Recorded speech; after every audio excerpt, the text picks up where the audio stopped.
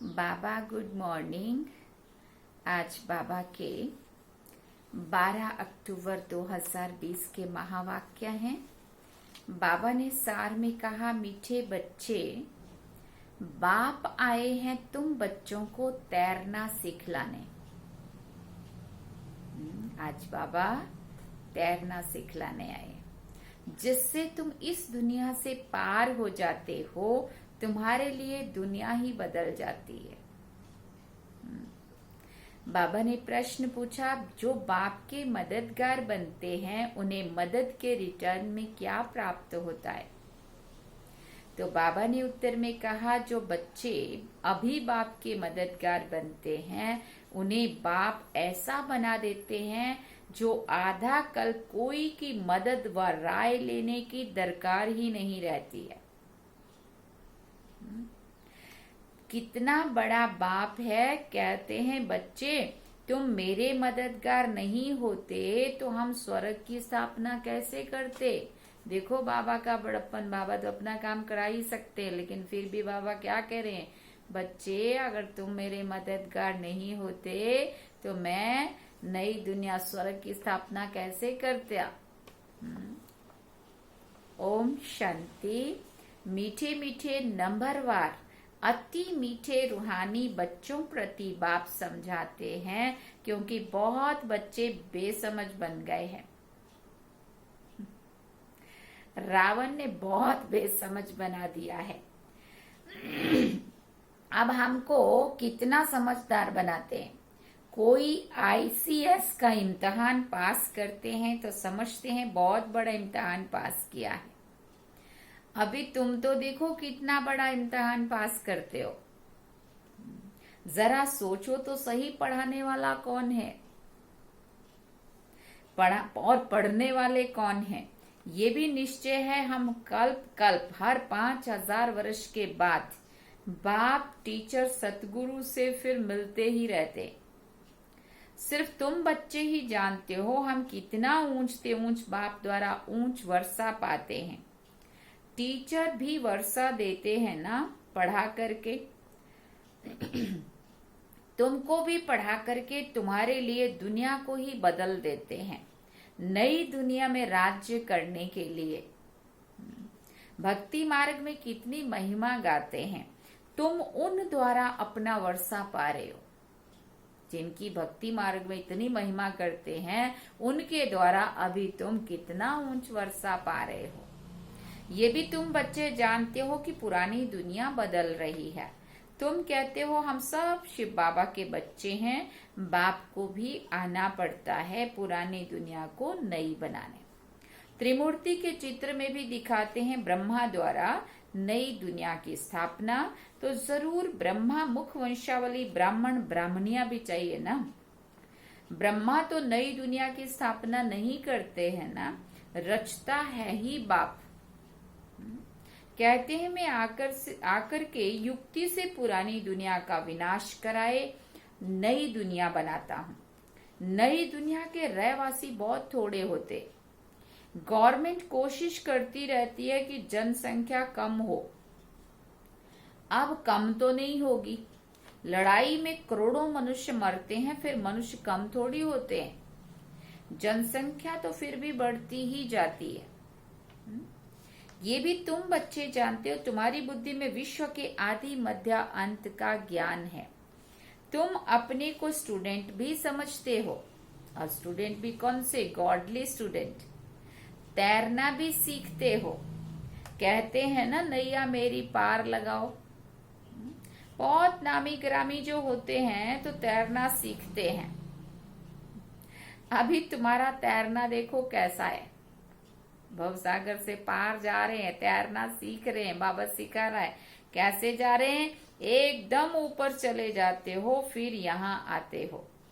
वो तो दिखाते हैं इतने माइल्स ऊपर गए। तुम आत्माएं कितना माइल्स ऊपर जाती हो। साइंस वाले जो जाते हैं ना, तो उनका बताते इतने माइल्स ऊपर गए, फलाने ग्रह पर गए। और बाबा कहते हैं, यहाँ तुम आत्माएं कितनी माइल्स ऊपर जाती हो। वो तो स्थूल वस्तु है जिसकी गिनती करते हैं। तुम्हारा तो अनगिनत है। तुम जानते हो हम आत्माएं अपने घर चली जाएंगी जहाँ सूरज चांद आदि नहीं होते। तुमको खुशी है, वो हमारा घर है, हम वहाँ के रहने वाले हैं। मनुष्य भक्ति करते हैं, पुरुषार्थ करते हैं मुक्ति धाम में जाने के लिए, परंतु कोई जा नहीं सकते हैं। मुक्ति धाम में भगवान से मिलने की कोशिश करते हैं, अनेक प्रकार के यत्न करते हैं। कोई कहते हैं हम ज्योति ज्योत में समा जाएं, कोई कहते हैं मुक्ति धाम में जाएं। मुक्ति धाम का किसी को भी पता नहीं है। तुम जानते हो बाबा आया हुआ है, अपने घर ले जाएंगे। मीठा मीठा बाबा आया हुआ है, हमको घर ले जाने के लायक बनाता है। जिसके लिए आधा कल्प पुरुषार्थ करते भी बन नहीं सके हैं। ना कोई ज्योति ज्योत समा सके और ना कोई मुक्ति धाम जा सके। आधा कल्प से पुरुषार्थ कर रहे थे, मेहनत भक्ति तप, क्या क्या मंदिर मस्जिद, कहाँ कहाँ गुरु, कहाँ तीर्थ, ना मोक्ष को पा सके। जो कुछ भी पुरुषार्थ किया वो सब व्यर्थ। अभी तुम ब्राह्मण कुलभूषण बच्चों भूषणों का पुरुषार्थ सत्य सिद्ध होता है। ये खेल कैसा बना हुआ है ना। तुमको अभी आस्तिक कहा जाता है। बाप को अच्छी रीति तुम जानते हो और बाप द्वारा सृष्टि चक्र को भी जाना है। बाप कहते मुक्ति जीवन मुक्ति का ज्ञान कोई में भी नहीं है। फिर बाबा ने कहा देवताओं में भी नहीं है। बाप को कोई नहीं जानते तो किसी को कैसे ले जाएंगे। कितने ढेर गुरु लोग हैं, कितने उन्हों के फॉलोअर्स बनते हैं। सच्चा सच्चा सतगुरु है शिव बाबा, उसको तो चरण है नहीं। बाबा कहते हैं, वो कहते हैं हमको तो चरण है नहीं, मैं कैसे अपने को पूजवाऊं। पूजवाऊं माने कैसे मेरी पूजा करोगे तुम। बच्चे विश्व के मालिक बनते हैं, उनसे थोड़ी पूजवाऊंगा, उनसे थोड़ी पूजा करवाऊंगा। भक्ति मार्ग में बच्चे बाप के पांव पड़ते हैं। वास्तव में बाप की प्रॉपर्टी के मालिक बच्चे हैं, परंतु नम्रता दिखाते हैं। छोटे बच्चे आदि सब जाकर पांव पड़ते हैं। यहाँ बाप कहते तुमको पांव पड़ने से भी छुड़ा देता हूँ। ठीक है, कितना बड़ा बाप है ना। कहते हैं तुम बच्चे मेरे मददगार हो। तुम मददगार नहीं होते तो हम स्वर्ग की स्थापना कैसे करते। बाप समझाते हैं बच्चे अभी तुम मददगार बनो, फिर हम तुमको ऐसा बनाते हैं जो कोई की मदद लेने की दरकार ही नहीं रहेगी। तुमको कोई के राय की भी दरकार नहीं रहेगी। यहाँ बाप बच्चों की मदद ले रहे हैं और कहते हैं, क्या कहते हैं, बच्चे अब छी छी मत बनो। ये मदद चाहिए बाबा को कि हम सुधर जाएं, हम बदल जाएं, हम परिवर्तन हो जाएं, या हम दैवी गुण धारण कर ले। बाबा ने कहा बच्चे अब छी छी मत बनो, माया से हार नहीं खाओ, नहीं तो नाम बदनाम कर देते हैं। बॉक्सिंग होती है ना, तो उसमें बच्चे उसमें जब कोई जीतते हैं तो वाह वाह हो जाती है। हार खाने वाले का मुंह पीला हो जाता है, नजरें झुक जाती है। यहाँ भी हार खाते हैं, यहाँ हार खाने वाले को कहा जाता है काला मुंह कर दिया।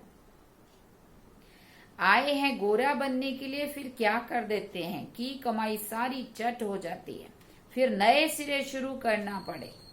बाप के मददगार बन फिर हार खाए नाम बदनाम कर देते हैं। दो पार्टी है, एक है माया के मुरीद और एक है ईश्वर के मुरीद। तुम बाप को प्यार करते हो। गायन भी है विनाश काले विपरीत बुद्धि, तुम्हारी है प्रीत बुद्धि। तो तुमको नाम बदनाम थोड़ी करना है। तुम प्रीत बुद्धि बन, तुम प्रीत बुद्धि फिर माया से हार क्यों खाते हो।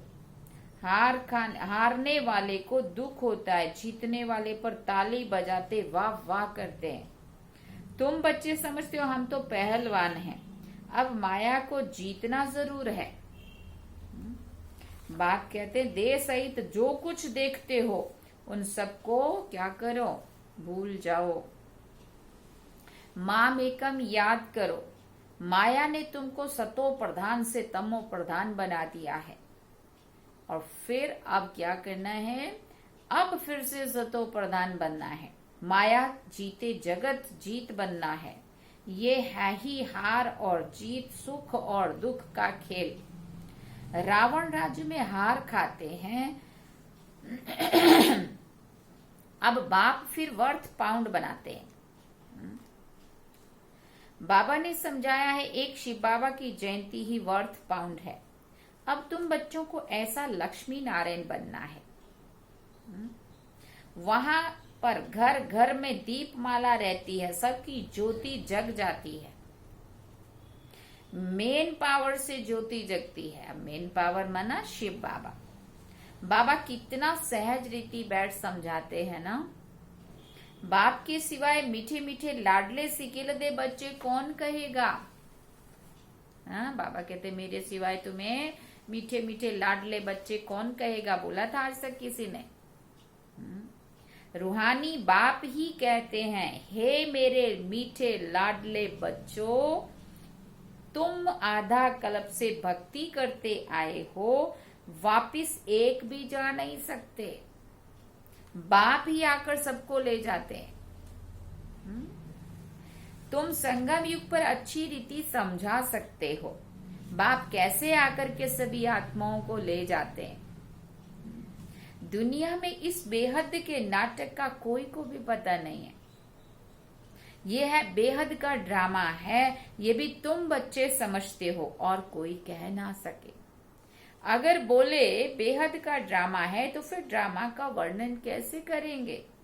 यहाँ तुम 84 के चक्र को जानते हो, तुम बच्चों ने जाना है, तुमको ही याद करना है। बाप कितना सहज बतलाते हैं। भक्ति मार्ग में तुम कितने धक्के खाते आए हो, तुम कितना दूर स्नान करने जाते हो। एक लेक है, कहते हैं उसमें डुबकी लगाने से परियां बन जाते हैं। अभी तुम ज्ञान सागर में डुबकी मार के परी ज्यादा बन जाते हो। कोई अच्छा फैशन करते हैं तो कहते हैं ये तो जैसे परी बन गई है। अच्छा श्रृंगार करते हैं तो कहेंगे ये तो जैसे परी बन गई है। तो बाबा कहते हैं अभी तुम रियल में, अभी तुम भी रत्न बनते हो। बाकी मनुष्य को उड़ने के लिए पंख नहीं हो सकते हैं। हाँ, परी बन गई माना कोई पंख नहीं लग गए, परंतु वो सुंदर सज गई। ऐसे उड़ ना सके, उड़ने वाली है ही आत्मा। आत्मा जिसको रॉकेट भी कहते हैं, आत्मा कितनी छोटी है ना। जब सब आत्माएं जाएंगी तो हो सकता है तुम बच्चों को साक्षात्कार भी बुद्धि से समझ सकते हो। यहाँ तुम वर्णन कर सकते हो सकता है जैसे विनाश देखा जाता है वैसे आत्माओं का झुंड भी देख सकते हैं कि कैसे जाते हैं। ये भी साक्षात्कार हो सकता है बाबा के। हनुमान गणेश आदि तो बाबा कहते हैं ही नहीं, परंतु उनका भावना अनुसार साक्षात्कार हो जाता है। बाबा तो है ही बिंदी, उनका वर्णन क्या करेंगे। कहते भी हैं छोटा सा स्टार है जिसको इन आंखों से देख नहीं सकते हैं। शरीर कितना बड़ा है जिससे कर्म करना है। आत्मा कितनी छोटी है, उसमें 84 का चक्र नूंधा हुआ है। एक भी मनुष्य नहीं होगा जिसको ये बुद्धि में हो कि हम 84 का चक्र कैसे लेते हैं, 84 जन्म कैसे लेते हैं। आत्मा में कैसा पार्ट भरा हुआ है, वंडर है ना। आत्मा ही शरीर लेकर पार्ट बजाती है, वो होता है हद का नाटक, और ये है बेहद का नाटक। बेहद का बाप खुद आकर अपना परिचय देते हैं।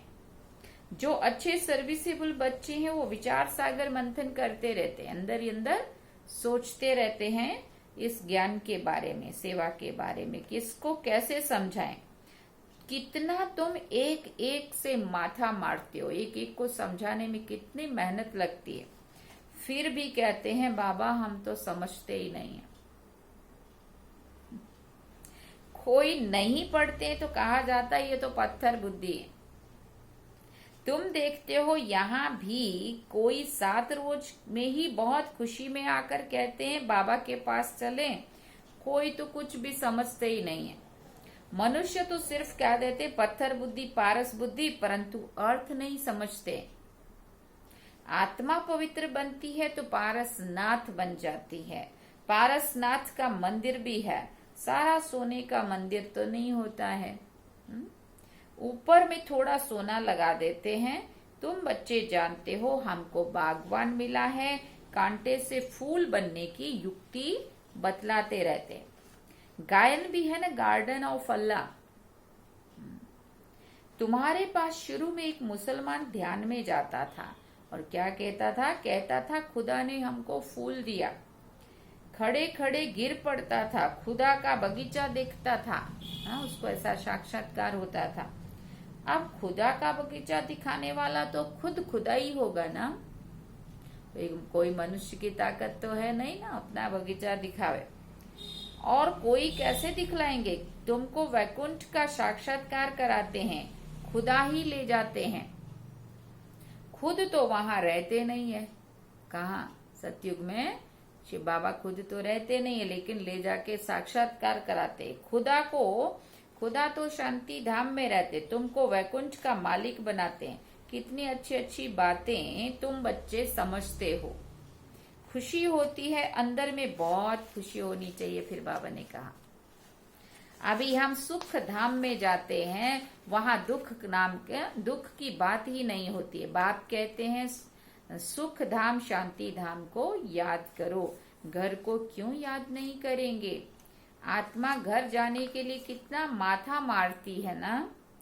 जप तप आदि बहुत मेहनत करती है, परंतु कोई भी जा नहीं सकते।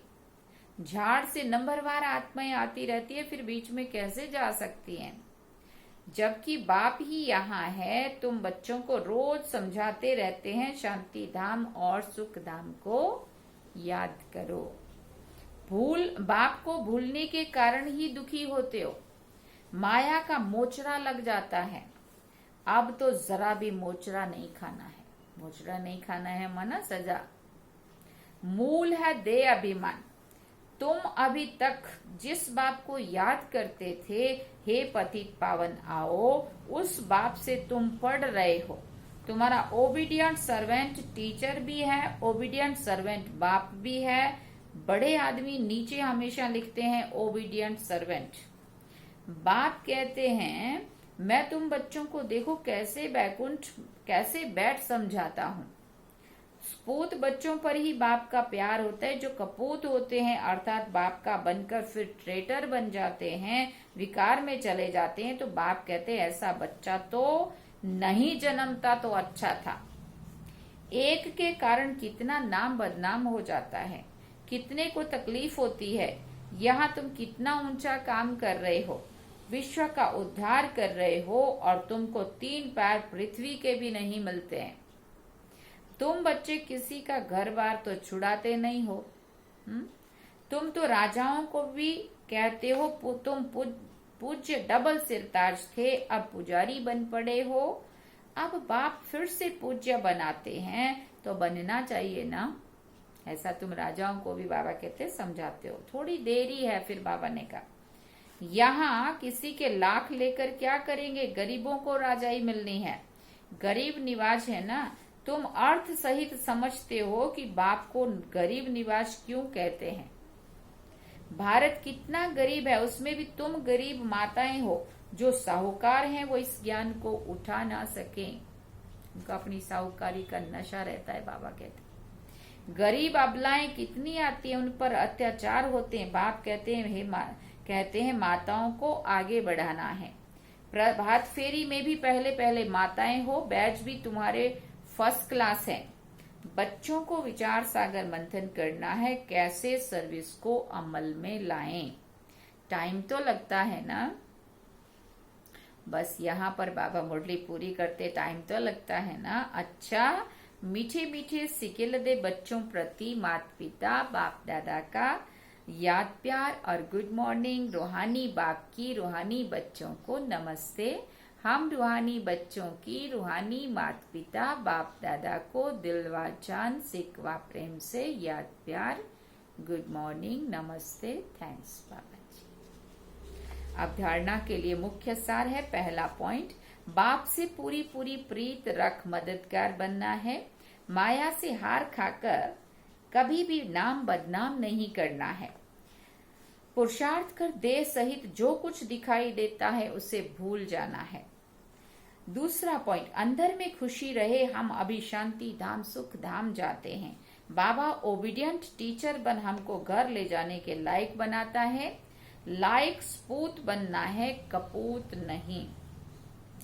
फिर बाबा ने आज के वरदान में कहा, त्रिस्मृति स्वरूप का तिलक धारण करने वाले संपूर्ण विजयी भव।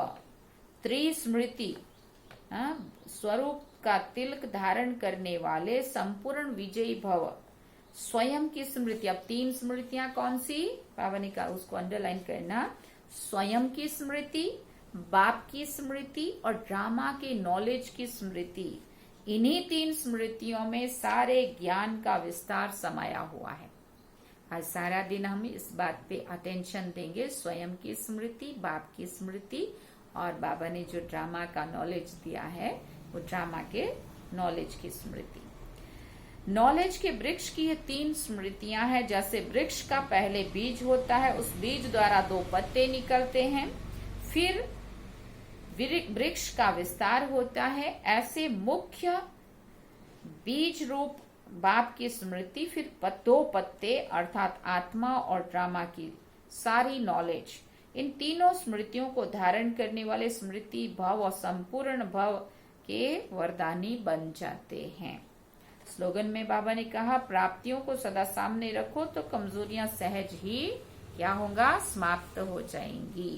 प्राप्तियों को सदा सामने रखो तो कमजोरियां सहज ही समाप्त हो जाएंगी। अच्छा, ओम शांति शांति शांति। ये थे आज के बाबा के महावाक्य।